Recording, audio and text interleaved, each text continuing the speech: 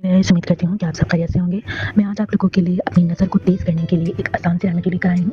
उम्मीद करती हूँ कि मेरी बाकी रेमेडीज़ की तरह ये रेमेडी भी आप लोगों को पसंद आएगी। चलिए देखते हैं कि आज की रेमेडी को हमें किस तरह से बनाना है। आज की रेमेडी के लिए हमें 3 इंग्रेडिएंट्स चाहिए।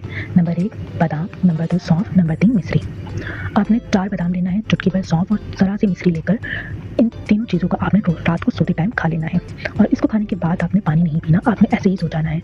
रोज़ाना आप ये अमल कीजिए, ये चीज़ खाइए और साथ साथ में आप सरसों का तेल चंद कतरे लेकर सिलाई की मदद से अपनी आँखों में लगाइए रात को सोते वक्त, और उसके बाद उसकी मालिश कीजिए आँखों के ऊपर और सो जाइए।